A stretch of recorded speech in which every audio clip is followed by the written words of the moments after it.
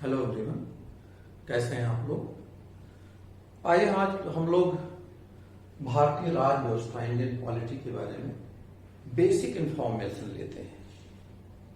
भारतीय राज व्यवस्था है क्या, कैसे हमें इसका अध्ययन करना चाहिए। आप अगर जितने भी कॉम्पिटिटिव एग्जाम्स हैं जो सिविल सर्विसेज से रिलेटेड हैं या भारत की तमाम जो सरकारी सेवाएं हैं, चाहे भारत सरकार की हो या राज्य सरकार की हो, अगर इनमें जाना चाहते हैं तो जो इनके एंट्रेंस एग्जाम्स होते हैं उसमें आप देखेंगे कि भारतीय राज व्यवस्था से काफी अच्छी संख्या में प्रश्न पूछे जाते हैं। और दूसरा चीज इसमें अगर देखा जाए तो ये विशिष्ट महत्व रखता है कि ये सेक्शन जो है बहुत ज्यादा डिफाइंड है और सेक्शंस की तुलना में। जैसे आप इतिहास ले लें, साइंस ले लें, ज्योग्राफी भी, तो इन तमाम विषयों की तुलना में जो इसका इकोनॉमिक्स है उसमें भी दायरा बहुत विस्तृत है, बहुत बड़ा है।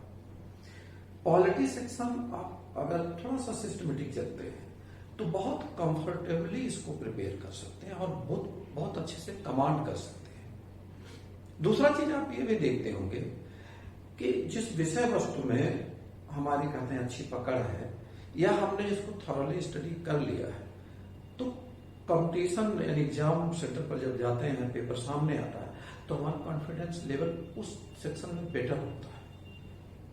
तो हमारी कोशिश ये होनी चाहिए कि पॉलिटी जैसा सेक्शन जो मतलब रिलेटिवली सबसे सेफ होता है, वहां हम इस तरह से प्रिपरेशन करके जाएं कि उसमें गलत होने के चांसेस ना रहे। इससे क्या होता है, हम अपने सिलेक्शन को ज्यादा से ज्यादा सिक्योर कर पाते हैं।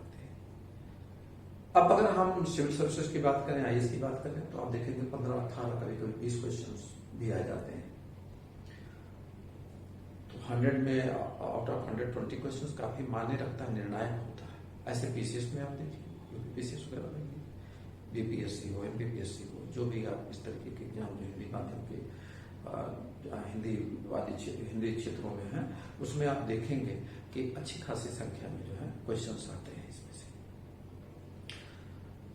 अब इसमें जो बात आती है कि हम इसको प्रिपेयर इसका कैसे करें, कितना सिस्टमेटिकली कैसे हम आगे प्रोसीड करें, इससे हमारे गलत होने के चांसेस नॉमिनल हो या ना के बराबर हो।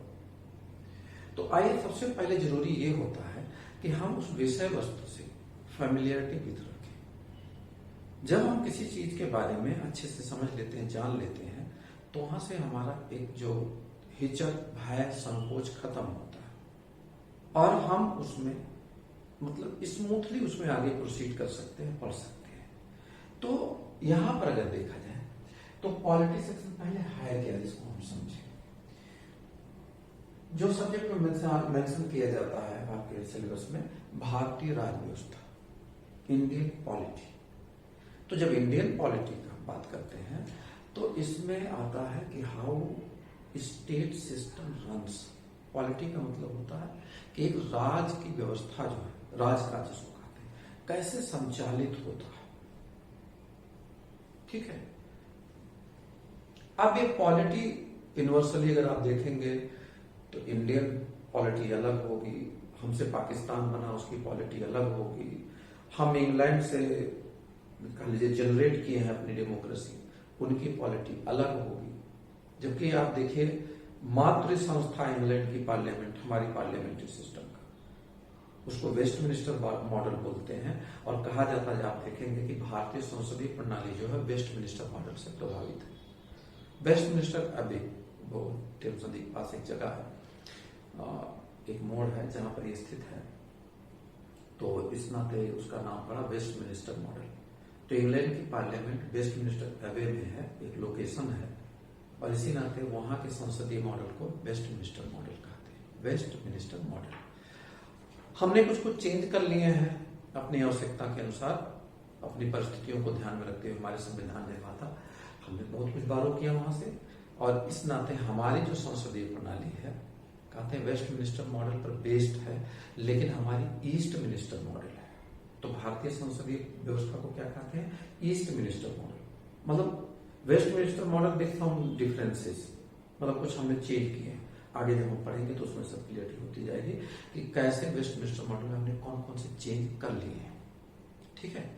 तो दुनिया में अगर आप देखेंगे संसदीय शासन प्रणाली की जनक मानी जाती है, मतलब अगर पार्लियामेंट्री डेमोक्रेसी की बात करें तो इंग्लैंड की पार्लियामेंट जनक है। हम जब संवैधानिक विकास पढ़ेंगे तो पाएंगे कि धीरे धीरे भारत में ब्रिटिश शासन के अधीन ही संसदीय शासन प्रणाली विकसित होती गई।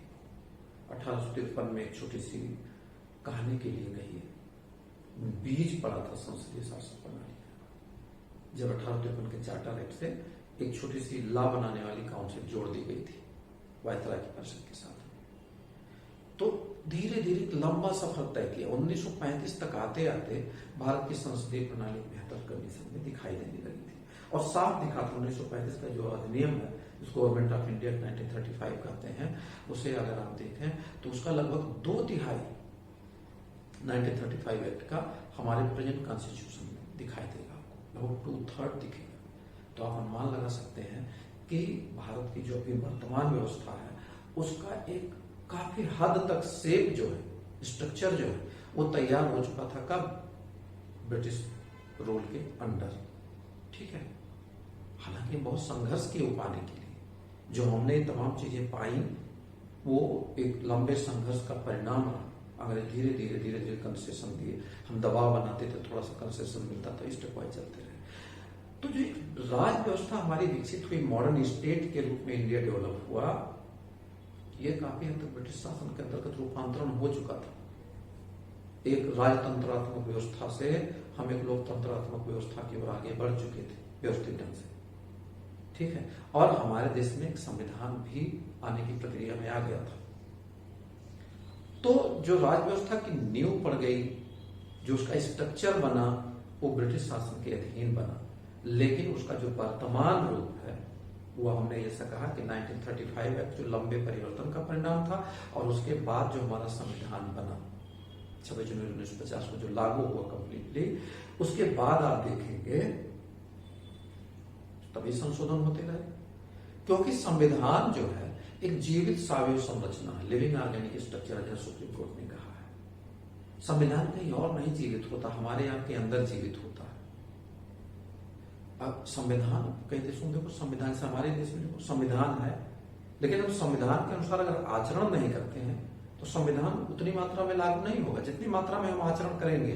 हमारे जो राज्य व्यवस्था के संचालक नेतागण हैं, प्रशासनिक अधिकारी हैं, राजसत्ता से जुड़े हुए तमाम और जो प्रशासनिक और तमाम वर्ग हैं, उसके बाद हम आप जैसे लोग, विपक्ष की पार्टियां, सत्तारूढ़ दल, सब मिलकर के इस राज्य व्यवस्था में बड़ी महत्वपूर्ण भूमिका निभाते हैं। तो आइए हम लोग देखते हैं इसमें कि राज्य व्यवस्था के महत्वपूर्ण अंग कौन कौन से होते हैं, राज्य व्यवस्था समग्र रूप में हम कैसे समझें, ताकि जब विषय वस्तु का अध्ययन हम आगे अध्ययन क्रम में आगे बढ़े तो चीजें हमारी क्रिस्टल क्लियर हो। बहुत जरूरी है कि जो चीज पढ़े वो समझ समझ के पढ़े। कोई भी कॉम्पिटिटिव एग्जाम है, चाहे आईएएस हो, चाहे पीसीएस हो, चाहे उससे एआरओ वार हो, या जो भी आप एग्जाम देने जा रहे हैं, और आगे एक अच्छे नागरिक बनने के लिए भी बहुत जरूरी है कि ये जो विषय है ना, ये हमारी अधिकारिताएं भी का भी बखान करता है, हमारे दायित्वों का भी बखान करता है, हमारे नीति निर्माता बैठे कैसे निर्णय ले रहे हैं उसके बारे में बात करता है, और साथ साथ ये भी दिखता है इसमें कि हमारा आदर्श क्या है, किन लक्ष्यों की प्राप्ति की ओर हमारी राज्य व्यवस्था आगे बढ़ रही है। इन तमाम चीजों को हम देखेंगे, यहाँ एक झलक मिलेगी। दूसरा, हम ये भी समझ पाएंगे, हम पश्चिम की ओर देखते हैं तो कहते हैं उनकी डेमोक्रेसी बहुत अच्छी है, और जब अपनी तुलना करते हैं तब कहते हैं कि हमारे यहाँ संविधान है लेकिन लागू कितना होता है, हमारे यहाँ कानून है लागू कितना होता है। ये भी देखते हैं कि कानून की व्याख्या अलग अलग लोगों को देकर के अलग अलग हो जाती है अधिकारियों द्वारा। ये क्यों हो रहा है, ऐसा क्यों हो रहा है, जबकि संविधान तो कहा था सभी बराबर है, आर्टिकल 14 में मेंशन कर दिया गया है। तो आइए पहले हम इस व्यवस्था को समझें। ठीक है, तो पहली बात अगर हम लोग देखें तो राज व्यवस्था, कोई भी दुनिया में अगर हम तमाम जो राज व्यवस्था है उनका अगर हम अवलोकन करें तो हम पाएंगे कि सभी के कुछ मूलभूत सिद्धांत होते हैं। जितनी भी राज व्यवस्थाएं हैं किन्हीं न किन्हीं सिद्धांतों पर आधारित है। आधुनिक राज्य की बात मैं कर रहा हूं। पहले तो सत्ता का सबसे बड़ा सिद्धांत होता था जिसमें शक्ति है वही राज करे, वीर भोग्य वसुंधरा, ताकत है तो बना लो, एक सत्ता उखाड़ो दूसरी सत्ता ले आओ, ठीक है, जब तक ताकत रहती थी, दम रहता था, तब तक वो राजसत्ता बनी रहती थी। ने दूसरा ताकतवर बहुत रिप्लेस कर दिया। पूरा मिडल इंडिया देखिए, और अंग्रेज भी आए ऐसे ही एक एक करके उखाड़ फेंका सबको, हमारे यहाँ के जो लोकल रूलर्स थे, और उसके बाद अपना राज्य स्थापित कर लिया उन्होंने, कहीं छल कपट से, कहीं ताकत से, कहीं कूटनीति से, जैसे भी हुआ उन्होंने अप्रूव किया। लेकिन आज आप जो देख रहे हो, जो मॉडर्न स्टेट है, उसके केरल में कौन आ गया? खास करके अगर डेमोक्रेसी की बात करूं तो जितने डेमोक्रेटिक गवर्नमेंट है, वो पाकिस्तान को छोड़ दीजिए, वहां तो आप जानते होंगे छद्म लोकतंत्र है, ठीक है। भारत की बात करें, वेस्टर्न की बात करें, तमाम देशों, हमारे देश में भी यही चाहे। आप देखिए 1975 में किस तरीके से मिसयूज किया गया था कॉन्स्टिट्यूशन का, और कॉन्स्टिट्यूशनल प्रोविजन का मिसयूज करते हुए यहाँ नेशनल इमरजेंसी डिक्लेयर कर दी गई थी आंतरिक अशांति के आधार पर। मिसयूज था पावर का, संविधान की गलत व्याख्या थी एक तरीके से कह लीजिए, ठीक है। तो मैं ये बात कर रहा था कि कोई भी व्यवस्था है, उसका कुछ एक राजनीतिक दर्शन सिद्धांत होता है, ठीक है, एक वाद होता है जिस पर वो व्यवस्था स्थापित होती है। जैसे जब हमारी व्यवस्था स्थापित हो रही थी, हमारी जब राजनीतिक प्रणाली का निर्माण हमारे कर्णधार कर रहे थे बाबा साहब अम्बेडकर के नेतृत्व में, आप देखिए कितना बड़ा दल था जिन्होंने मिलकर के एक संविधान की संरचना तैयार करी। तो उस दौरान हमारे पास एक अनुभव था पीछे वाला, हमारे अपने सांस्कृतिक मूल्य थे, हमारी अपनी विरासत थी, तमाम चीजों को लेकर के हमने संविधान के सिद्धांत करे, ठीक। तो पहली चीज जो राज्य व्यवस्था में होता है वो होता है सिद्धांत। किन सिद्धांत, तो जिसको हम राजनीति की भाषा में कहते हैं प्रिंसिपल्स कहते हैं, ठीक। तो सिद्धांत या प्रिंसिपल्स बड़ा महत्व रखते हैं। अब आप अगर अवलोकन करें तो हमारे सिद्धांत अलग हैं, यही पड़ोस में चीन है, उसके सिद्धांत अलग है। पश्चिम के देशों को ले लें तो उनके अपने अपने सिद्धांत। हाँ, जो एक मॉडर्न डेमोक्रेसी है वो ज्यादा करीब दिखाई देंगी। कम्युनिज्म पर बेस्ड स्टेट है तो उनकी थियरी अलग होगी, क्योंकि सैद्धांतिक रूप से अगर आप देखिएगा तो जैसे भारत को अगर आप ले लें तो कैपिटलिस्ट सोशलिस्ट सोसाइटी बनने की ओर बहुत तेजी से अग्रसर है, कैपिटलिस्ट सोशलिस्ट। अमेरिका में भी देखिए मेनली कैपिटलिस्ट है, लेकिन उसमें भी कहीं ना कहीं झुकाव सोशलिज्म की तरफ है, क्योंकि सोशल इक्विटी लाइन में काम नहीं चलता, ठीक। चाइना को ले लीजिए, चाइना कम्युनिस्ट कंट्री के रूप में आगे बढ़ता है माओ के नेतृत्व में, लेकिन उन्होंने भी क्या किया, कैपिटलिज्म को अपनाया नहीं, चाइना का ग्रोथ नहीं होता। देखिए सोवियत संघ था, उसने बहुत ज्यादा स्ट्रेस दिया, बहुत ज्यादा दबाव बनाया, किसको लेकर के, कम्युनिज्म को लेकर के, मार्क्सिज्म को लेकर के। परिणाम क्या होगा, उत्पादन की क्षमता उस व्यवस्था में नहीं है। केवल बंटवारे के लिए अगर आप लड़ेंगे, आगे हम डिस्कस करेंगे इन चीजों को जब हम इन वाद की चर्चा करेंगे कि किस तरह से कम्युनिज्म जो रहा उसने क्या किया, उसने बंटवारे पर ज्यादा बल दिया, उत्पादन के बंटवारे को। लेकिन उत्पादन को कैसे मैक्सिमाइज किया जाए, कैसे कॉस्ट प्रोडक्शन, जो प्रोडक्शन की कॉस्ट है, कॉस्ट ऑफ प्रोडक्शन जिसको कहते हैं, उसको कैसे कम किया जाए, इफिशियंसी इकोनॉमी को कैसे डेवलप, इफेक्टिवनेस को कैसे बढ़ाया जाए, रेज किया जाए। तो आप कंपेयर करके देखिए, ये काम अमेरिका की इकोनॉमी ज्यादा बेहतर तरीके से कर पाई। क्यों कर पाई, क्योंकि अमेरिका की इकोनॉमी की सिद्धांतिक मान्यताएं अलग थी। सोवियत संघ वाले सिद्धांत में इतने ज्यादा उलझे रहे कि उनको सिर्फ बंटवारा दिखाई दे रहा था, तो पूंजीपतियों को मार दो, सामंतों को मार दो। यही कमोबेश चाइना में भी हुआ। तो पता चला सोवियत संघ धीरे धीरे पतन की ओर गया और ढह गया 1990 में। अभी आपने देखा होगा गोरबाचेव जो जुड़े हुए हैं उस समय के नायक खलनायक दोनों रूप में लोग देखते हैं उनको, अभी उनका देहावसान हुआ है, ठीक है। तो मैं ये बात कर रहा था कि जब हम राज व्यवस्था की बात करते हैं तो तमाम बुनियादी सिद्धांत दिखाई देंगे जिन पर की वो राज व्यवस्था स्थापित मिलेगी आपको, ठीक है। दूसरा चीज क्या होता है, सिद्धांत प्रिंसिपल्स जो स्थापित मान्यताएं होती हैं उनके आधार पर ये जो हमने एक निष्कर्ष निकाल रखा वो हमारे सिद्धांत होते हैं। दूसरा क्या होता है, दर्शन या फिलॉसफी होती है। तो सिद्धांत और दर्शन, ठीक। दर्शन क्या है, किसी चीज का मूल तत्व, सिद्धांत से थोड़ा और डीप चीज हो जाता है, ठीक। जैसे भारत में अगर आप देखेंगे तो राज व्यवस्था का परम उद्देश्य क्या है, सर्वे भवन्तु सुखिनः, कोई भेदभाव की, ये हमारा आदर्श रहा है, प्राचीन काल से ही ले लीजिए। राजा से उम्मीद की जाती थी कि विष्णु की तरह से वो पालन करे। जैसे आप देखते हैं ब्रह्मा सृजन करता, विष्णु क्या है, पालनहार है, और शिव क्या है, संहार की भूमिका में। तो आप देखेंगे राजा की तुलना की जाती थी विष्णु से। और हमारे यहाँ राजत्व का आदर्श इतना बड़ा था कि यही लोग परलोक दोनों सुधारना चाहिए राजा, जिसे पिता तुल्य चिंता होनी चाहिए प्रजा के प्रति। और आप देखेंगे जब महाराज अशोक के बारे में पढ़ते हैं तो हम क्या कहते हैं कि उनसे महान कोई नहीं हुआ धरती पर। ठीक है, किसी अंग्रेज राइटर का मैं पढ़ रहा था कि दुनिया में हजारों हजारों राजा हुए, जैसे कि आकाश में तमाम तारे होते हैं, लेकिन एक ही है, सूर्य है। वो कौन है?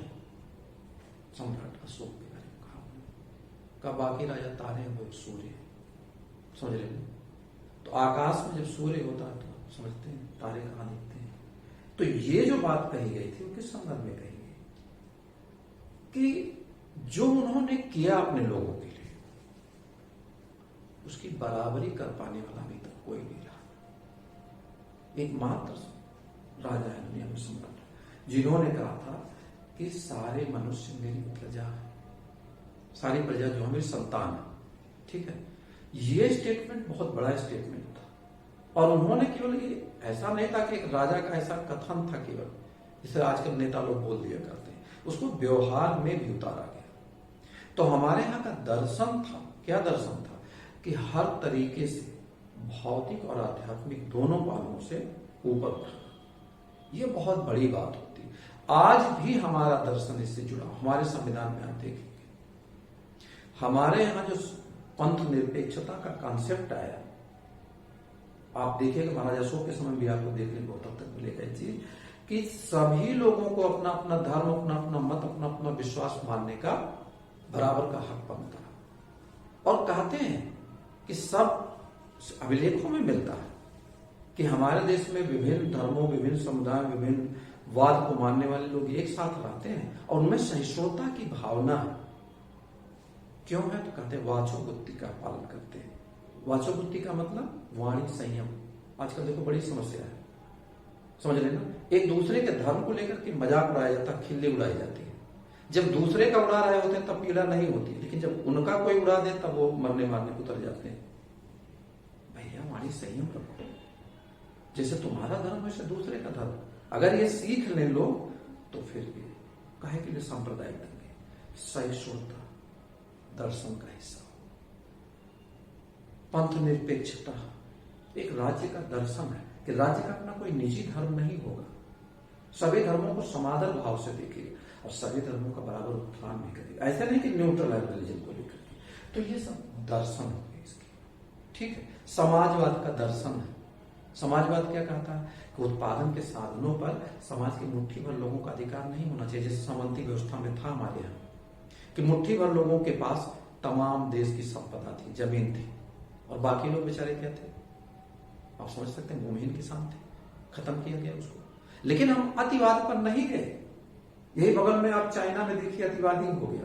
माओ ने लगभग 70 लाख लोगों को कटवा दिया। क्या कहते हुए? अपने देश में भी देखो कुछ लोग हैं इनको बड़ा वो सिद्धांत दर्शन बड़ा अच्छा लगता है। हमारे देश में कभी ये नहीं रहा। वर्ग संघर्ष ये निरर्थक रूप से है, ये भ्रमित है। अगर माओवादियों को देखिएगा तो ये भ्रमित है, इन्हें एक्चुअल ज्ञान ही नहीं भारतीय समाज का। अभी भी जंगल में बैठकर क्रांति लाने के बारे में सोच रहे हैं कुछ लोग, तो अर्बन नक्सल्स हैं। हकीकत है हमारे समाज की। जेएनयू जैसे बड़े सेंटर बने हुए हैं जहां पर आप देखिए किसी देश के विरुद्ध कैसी कैसी बातें करते हैं। तो मैं आपसे बात कर रहा था कि यहाँ पर पहला चीज जो राज्य व्यवस्था में होता है कि हमारी राज्य व्यवस्था किन सिद्धांतों से, किन दर्शनों से संचालित है। ये बहुत जरूरी है समझना कि हमारे संविधान का मूल दर्शन क्या है। तो हम लोग पढ़ते हैं प्रस्तावना में, कहते हैं कि प्रस्तावना में भारतीय समाज का मूल दर्शन समाहित है। संक्षिप्त परिचायिका है। परिचायिका क्या करवाती है? संक्षिप्त में परिचय करवाती है। जैसे आप देखते हैं तमाम किताब पर देखते होंगे तो उसमें प्रस्तावना या परिचायिका करके लिखा होता है, प्रीफेस। उसको पढ़ करके हम समझ पाते हैं किताब में किताब लिखने की योजना क्या है, ठीक है, उद्देश्य क्या है, इसमें कुछ संक्षिप्त चर्चा प्रकाश डालने का काम राइटर करता है। ठीक है, तो यहां हम बात कर रहे थे कि जब हम राज व्यवस्था की बात करते हैं तो पहले सिद्धांत आते हैं। अब हमने कहा बड़े सिद्धांतों में जैसे हमने एक दर्शन अपनाया, चीन ने अलग दर्शन अपनाया, सोवियत संघ का कुछ अलग दर्शन था, ब्रिटेन का, अमेरिका का कुछ अलग दर्शन है। अपने अपने जैसा बनने की कोशिश करते हैं, अपने समाज को, अपनी सांस्कृतिक परंपराओं को, विरासत को, हमारे जीवन के जो हमारे यहाँ जीवन के जो उद्देश्य हैं उनको, जैसे भौतिक सुख प्राप्त करना सबसे बड़ा उद्देश्य है, धन दौलत संपदा, उसी में जीवन का कल्याण मान लिया जाता है। आप देखो कितनी निराशा हम धनी देशों में, समझ रहे हो ना, कितनी सुसाइड होती है, कितना ज्यादा ड्रग लेने की प्रवृत्ति बढ़ रही है, कितने ज्यादा अनाचार बढ़ रहा है नैतिक रूप से। हमारे यहाँ उद्देश्य कुछ और है जीवन का। हमारे यहाँ जीवन का उद्देश्य क्या है? मोक्ष की प्राप्ति तक हमारी संकल्पना है। तो हमारे संविधान में आप देखिएगा धार्मिक पहलुओं पर पर्याप्त बल दिया गया है और हमारी राज्य व्यवस्था उसके कार्यकरण में महत्वपूर्ण भूमिका भी निभाती है। और चूंकि मल्टी रिलीजियस सोसाइटी है, इस नाते आप देखते होंगे कॉन्फ्लिक्ट भी होने के चांस बनते हैं। तो स्टेट को अगर प्रॉपरली रन किया जाए, जो बेसिक जो हमारा मूल दर्शन है उसके हिसाब से अगर संचालित करें तो इन कॉन्फ्लिक्ट को भी रिजॉल्व किया जा सकता है। तो हम लोग जब आगे एक एक टॉपिक पढ़ेंगे तो उसमें डिटेल हम बात करेंगे इन चीजों की। तो हम लोग देखते हैं कि राज व्यवस्था किन्हीं सिद्धांत या दर्शन पर आधारित होती है, ठीक है, और उसे भी हमें समझना होता है। पीटी में दोनों में यहाँ से प्रश्न आते रहते हैं, आप ध्यान रखिएगा। कुछ किताबों में जैसे लक्ष्मीकांत की किताब है जो यूपीएससी वालों की बाइबल कही जाती है, लेकिन आप जानते हैं बाइबल भी पढ़ते समय दिमाग की खिड़कियों दरवाजों को बंद नहीं रखना चाहिए। Let the knowledge come from all the directions. हमारे ऋग्वेद का उद्घोष है ज्ञान को सभी दिशाओं से आना। तर्क बुद्धिवाद विवेकवाद को कभी ताक पर रखने की बात नहीं कही गई है, समझ रहे ना। और आप देखिएगा मीमांसा का सबसे बड़ा स्रोत क्या है? उपनिषद है। विवेक तर्क पर अच्छा बल दिया गया है। तो हमारी शाश्वत परंपरा रही है, सनातन परंपरा रही है। बरगलाने वाले लोग, अंधा बनाने वाले लोग अलग बात कर लेते हैं। जैसे बाइबल में आप मतलब बाइबल की बात करो तो बाइबल में कुछ चीजें गलत लिखी हुई है, साइंस प्रूव कर दिया। हमारे यहाँ तो बहुत पहले से पता था, उनके यहाँ धरती चपटी है और रोम केंद्र में था, ये बात बाइबल में लिखी मिलेगी, समझ लेना। अभी बाइबल उठाई मिल जाएगी आपको, ठीक। तो हमारे कहने मतलब था कि लक्ष्मीकांत की किताब में कुछ गलतियां हैं। पंथ निरपेक्षता जो धर्म निरपेक्षता उन्होंने ट्रांसलेट कर दिया। कुछ कॉन्सेप्ट ऐसे हैं जहां दिक्कत है, तो आपको सतर्क रह करके आगे बढ़ने की जरूरत है, समझ रहे ना। किसी को एकदम परफेक्ट मत मान लीजिए, अपने विवेक बुद्धि को हमेशा जागृत अवस्था में रखिए कि जहां कुछ गड़बड़ी हो, संदेह हो, और आप जानते हैं अनावश्यक संदेह नहीं करना चाहिए, लेकिन सतर्कता बहुत जरूरी है। और जहां ऐसी चीजें मिले उसको क्लियर कर लेना चाहिए, क्योंकि भ्रांतियां पालकर चलने का मतलब है कि हम एक विश्वास बना लेते हैं। भ्रांति अगर विश्वास बन जाए तो घातक होती है, तो भ्रांति विश्वास नहीं बनना चाहिए, ठीक है। तो मैं ये बात कर रहा था कि सिद्धांत और दर्शन शामिल होते हैं जो जिससे राज्य व्यवस्था संचालित होती है। और राज्य व्यवस्था के जो उद्देश्य है ना, वो इन्हीं से तय होते हैं। क्या तय होते हैं? उद्देश्य, ठीक। अब आप उद्देशिका में देखिए, संविधान की काफी कुछ स्पष्ट कर दिया है। समाजवादी, लोकतांत्रिक, गणतंत्र बनाने की बात कर रहे हैं। कैसा होगा? पंथ निरपेक्षता होगा, स्वतंत्रता, समानता, मानवता, सबकी भावना होगी, उसमें न्याय होगा, सामाजिक, आर्थिक, राजनीतिक प्रकार के। तो संक्षेप में कहा दिया गया ये अल्टीमेट एम। हालांकि आप जब फंडामेंटल राइट, डीपीएसपी, राजकीय नीति तत्व, ये सब पढ़ेंगे, होलिस्टिकली सब कुछ देखेंगे, तब एकदम विजन एकदम क्लियर हो जाएगा, ठीक है, कि राज्य व्यवस्था का अल्टीमेट एम क्या है, गोल क्या है, क्या पाना चाहती हो। अब तीसरी चीज है, जिन सिद्धांतों के अनुसरण में हमने उद्देश्य तय किए हैं, ठीक है, उनको पाने के लिए हमें क्या करना पड़ेगा? संरचनाएं बनाना पड़ेगा, संरचनाएं, स्ट्रक्चर, संरचनाएं बनाना पड़ेगा। संरचनाएं कहां से आएंगी? जो दर्शन और उद्देश्य है, जिस दर्शन के अकॉर्डिंग हम चल रहे हैं। जैसे अगर आप देखिए घर बनाने के लिए हम वास्तुविद से सलाह लेते हैं। वास्तुविद क्या बताता है कि घर बनाते समय हम ये सावधानियों का हमें पालन करना चाहिए। अब जो वास्तु में विश्वास करता है वही, ठीक, जैसे यहाँ का वास्तुविद बताया दक्षिण दिशा की तरफ नहीं होना चाहिए, इस तरह से होना चाहिए कि सूर्य का प्रकाश जो पहली किरण पड़े तो बहुत अच्छा होना चाहिए होगा।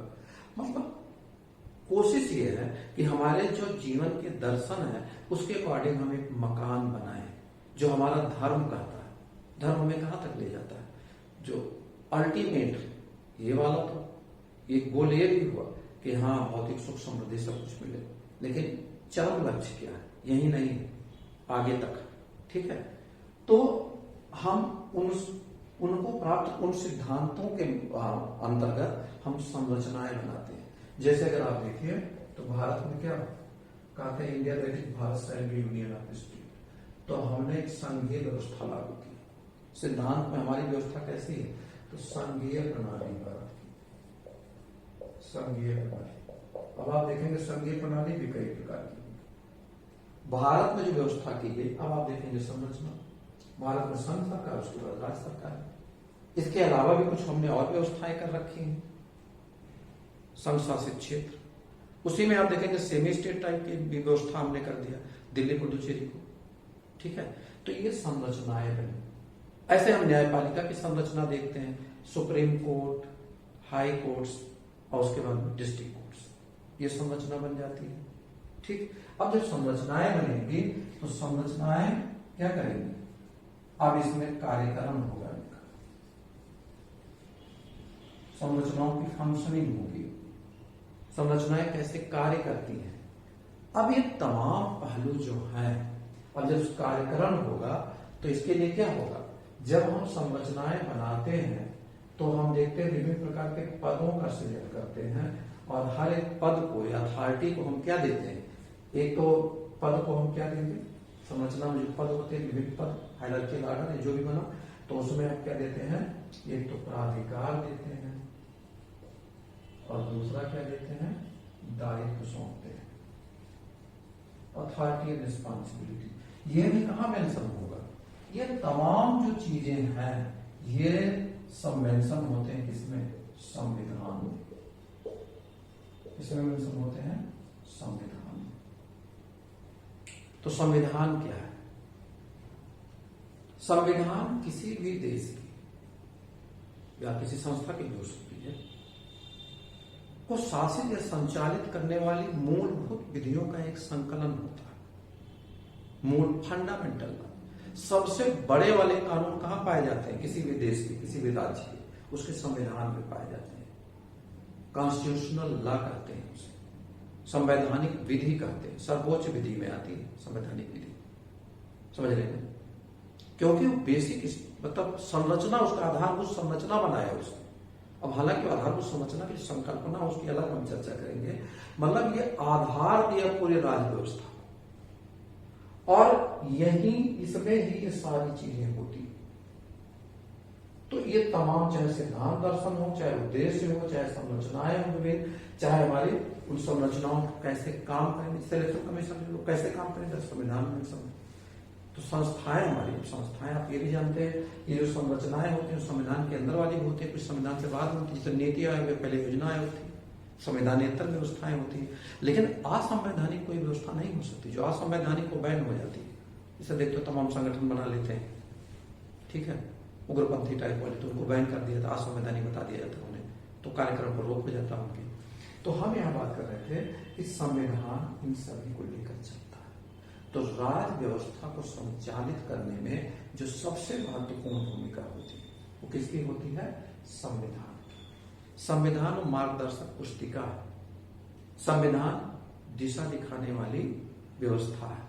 अच्छा, संविधान चूंकि एक लिविंग सिस्टम को संचालित करने के लिए बना, मनुष्य क्या है, जीवित है, निर्जीव नहीं है, वृद्धि और विकास होता है, परिवर्तन होता है।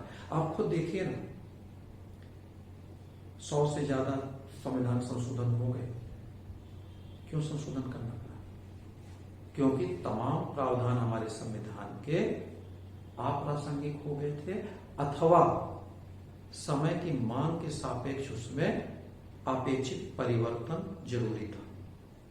स्नातक परिवर्तन कर दिए गए ताकि संविधान गतिशील बना रहे, क्योंकि समाज, अर्थव्यवस्था, तकनीकी सब गतिशील चीज है। अब आप इमेजिन करो, किसी समय जो आईटी में आप विस्फोट देख रहे हैं, एक नया दुनिया पैदा हो गया साइबर वर्ल्ड के नाम से।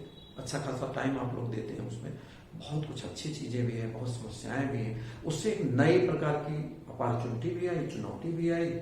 स्टेट सिस्टम को रन करने में बहुत सारी चीजें आ गई, जैसे आप देखते हैं गुड गवर्नेंस, ई गवर्नेंस, तमाम तरह की चीजें आई। आईटी बेस्ड गवर्नेंस की बात आई, तो जाहिर सी बात है संशोधन करना पड़ेगा। अर्थव्यवस्था बदल रही, सामाजिक संरचना बदल रही है, स्टेट के स्ट्रक्चर में भी चेंज लाना पड़ा, जैसे टैक्सेशन सिस्टम ला, जीएसटी लाने के लिए, इफेक्टिव टैक्सेशन सिस्टम लाने के लिए कई करों को, संघ राज्य के करों को समेट करके जीएसटी बना दिया गया। संविधान संशोधन के बिना कैसे संभव था, समझ रहे हैं? क्योंकि संविधान पहले बता दिया गया था।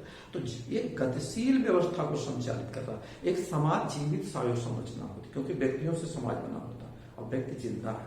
संविधान कहाँ होता है? संविधान केवल एक मात्र पुस्तिका नहीं है, वो हम में आप में जिंदा होती है। तो हमारे आपकी आकांक्षाएं बदलती है, हमारे आपके जीवन की शैली बदलती है, हमारे समाज की संरचना बदलती है। हम देखो कई ऐसे जो सामाजिक विधान थे जो पहले प्रासंगिक थे, अब अप्रासंगिक होने लगे, तो उसे हमें बदलना पड़ता है, समझ रहे ना? और परिवर्तन को अगर आप रोके रखेंगे तो कहते हैं ना, बहता जल बड़ा निर्मल होता है, स्थिर जल क्या होता है, उसमें सनाहट पैदा हो जाती है, उसमें कीड़े मकोड़े पैदा हो जाते हैं, समझ रहे ना? वैसे ही होता है। तो निर्झर झरने की तरीके से समाज बहता रहे, आगे बढ़ता रहे, उन्नति करता रहे, प्रगति करता रहे, स्मूथली, मतलब कहते हैं कि बहुत ही अच्छे से ट्रांजिशन हो सके। जैसे देखो आरक्षण की व्यवस्था लानी पड़ी, समाज में दिक्कत थी, सामाजिक रूपांतरण नहीं प्रॉपरली हो पा रहा था जिस पेस के साथ होना चाहिए था। तो समाज के जो कुछ वर्ग पिछड़ गए, वंचित हो गए, उनको मेन स्ट्रीम में लाने के लिए क्या करना पड़ा? अब देखो इसमें मतभेद हो सकते हैं, लेकिन अगर आप एक सिरे से खारिज करना चाहो कि नहीं ये गलत हुआ, तो आप शायद समझ नहीं पाए कि रूपांतरण कैसे हुआ। कुछ रूपांतरण जो होने चाहिए थे समय के साथ, वो क्यों हो नहीं पाए? कभी आप सोचिए क्यों नहीं हो पाए? क्यों छुआछूत आ जाए? क्यों ये अंतराल बना हुआ है? ठीक है, तो ये चीज आपको ध्यान रखना होगा इसमें कि सामाजिक रूपांतरण, यानी समाज का जब ढांचा खाका सब संविधान तैयार कर रहा है, समाज को बदलने की जरूरत है, तो इसका रूपांतरण आवश्यक है। इसी नाते आप देखते हैं संविधान में संशोधन की व्यवस्था है और टाइम टाइम पर संविधान संशोधन होते हैं। जब नेसेसिटी आ जाती है तो संविधान की किसी अर्थ को बदल दिया गया, कुछ नई चीजें जोड़ दी गई, कुछ चीजें हटा दी गई जो अप्रासंगिक हो गई। तो ये जीवित सावयव संरचना है, सुप्रीम कोर्ट ये बोल चुका है, ठीक है, अपने उसमें निर्णयों में, ठीक है। तो हम लोग बात किए, ये सारी चीजें चलती हैं संविधान से। संविधान क्या है? एक ऐसी पुस्तिका है जिसमें कि स्टेट के सभी फंडामेंटल लॉ का संकलन होता है, फंडामेंटल लॉ का। और जिसकी नहीं अपनी वो संविधान के बाहर भी बहुत सारी विधियां होती हैं। जैसे अगर आप देखें राइट टू इंफॉर्मेशन कहां पर है? संवैधानिक विधि नहीं है, संविधान में नहीं शामिल है। आर्टिकल 19 से कुछ जुड़ाव साफ साफ दिखेगा उसका, लेकिन आप देखेंगे राइट टू इंफॉर्मेशन को फंडामेंटल राइट नहीं माना गया, राइट टू नो को फंडामेंटल राइट माना गया। अब बेसिक डिफरेंस जो है जब हम पढ़ेंगे उस समय, जब ये टॉपिक आएगा तब आप वहां बेहतर समझ पाएंगे कि देखिए जानने का अधिकार, right to know, article 19(1)A में फंडामेंटल राइट, लेकिन आरटीआई राइट टू इंफॉर्मेशन, सूचना का अधिकार, फंडामेंटल राइट नहीं, लीगल राइट, समझ रहे ना? तो राइट्स भी कई तरह के होते हैं। संविधान में भी आप देखेंगे फंडामेंटल कुछ राइट्स को बनाया गया, कुछ को लीगल राइट बनाया गया। तो ये तमाम पहलू जब हम आगे डिटेल पढ़ेंगे तो उसमें सारी चीजें डील की जाएगी। अब हम आगे बढ़ते हैं। अब इस पूरे व्यवस्था को संचालित करने के लिए क्या करना पड़ेगा? तो आप देखते हैं इस पूरे व्यवस्था को संचालित करने के लिए कुछ राजनीतिक दलों की जरूरत होती है। तो संगठन बनेंगे, राजनीतिक दल बनेंगे,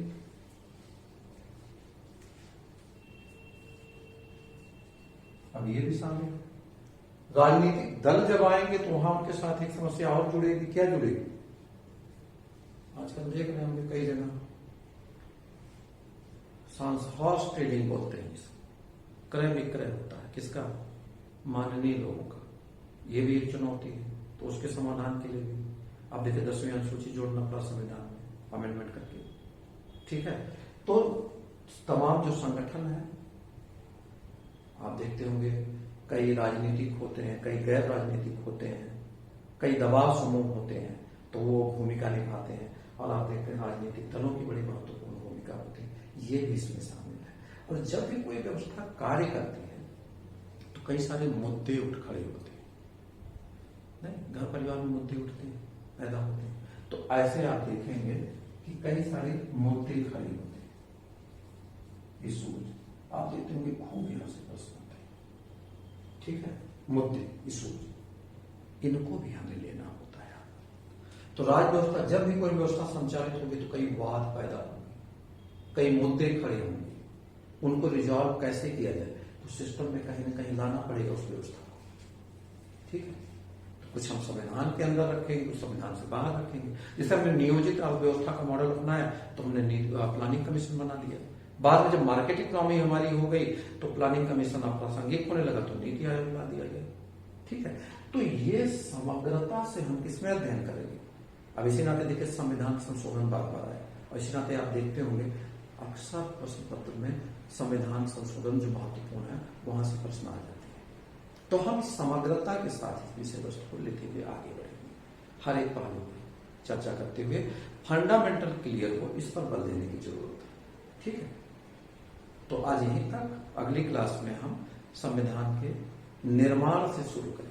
जो नेक्स्ट वीडियो हमारा होगा उसमें हम बात करेंगे कि भारतीय संविधान का निर्माण क्या कैसे होगा, फिर आगे उनकी विशेषताओं की चर्चा करेंगे और फिर आगे बढ़ेंगे। धन्यवाद।